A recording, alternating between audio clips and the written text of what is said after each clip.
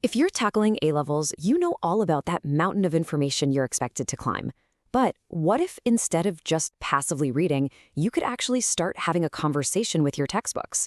Today, we're going to explore exactly how to do that, how to move from just scanning the surface to really deep, active learning using some pretty incredible AI tools. So let's dive in. I mean, does this look familiar to you? You've got stacks of books, endless PDFs, lecture notes just piling up. It's so easy to feel like you're literally drowning in content. And listen, it's not just you, and it's definitely not your fault. The sheer volume of stuff you're expected to master is just staggering. So first, let's just take a second to break down the actual scale of this challenge. Just how big is this A-level mountain we're all talking about? Take a look at this quote. This comes directly from the AQA chemistry specification. It says, Paper 3 can assess any content, any practical skills. I mean, let that sink in for a minute. That's not just daunting, it's a huge signal that you can't get by just memorizing a few key things. You have to know it all, and even more importantly, you have to know how it all connects. And it's not just about the facts, right? The official specifications from exam boards like AQA and Pearson, they demand this huge range of abilities, practical skills, math skills, and this really crucial one they call synoptic assessment, which is basically the ability to link totally different areas of your study together. What all this really means is that success goes way, way beyond simple memorization. It's just topic after topic, skill after skill, requirement after requirement. You can see how each little piece of information just piles on top of the last one, and that's what creates that feeling of being completely swamped. But what if there's a smarter way to handle it all? So how do we climb this mountain of information without getting buried by it? Well, it all starts by shifting our entire strategy, moving away from just passively consuming information to actively engaging with it. This, right here, is the key to conquering that information overload. Okay, think about how most of us study. We highlight stuff, we reread our notes, and we kind of just hope it sticks. That's what we call surface reading. It's super inefficient, and frankly, it just doesn't work for A-levels. Deep learning is the total opposite. It's about actively questioning the material. So instead of just reading a definition, you're asking, okay, how does this concept connect to what I learned last week? Or what are the 3 main arguments against this theory? It's really the difference between being a passenger in your education and being the one in the driver's seat. So how do you make that leap to deep learning, especially when you're totally short on time? Well, this is where technology can fundamentally change the game. Just imagine having a personal AI tutor that's been trained exclusively on your study materials. The whole workflow is incredibly powerful, and it's so simple. First, you just upload everything, your digital textbooks, your messy lecture notes, those research articles. Then you start asking those deep questions. The AI doesn't just search the internet. It only uses your documents. You can ask it to create a timeline of key events from my history notes, and it'll just do it. And here's the absolute best part. Every single answer it gives you comes with a citation that links directly back to the exact passage in your source, so you can check it and trust it instantly. And this isn't just about asking questions. The possibilities are huge.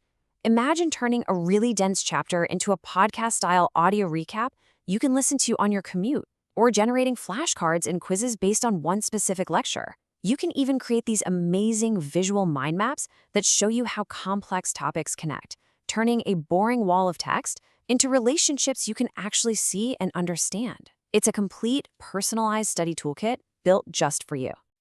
All right, let's apply this to one of the most critical A-level skills there is, writing a great essay. How can we use these tools to go from a scary, blank page, or even just a bunch of chaotic notes, to a top-scoring piece of work?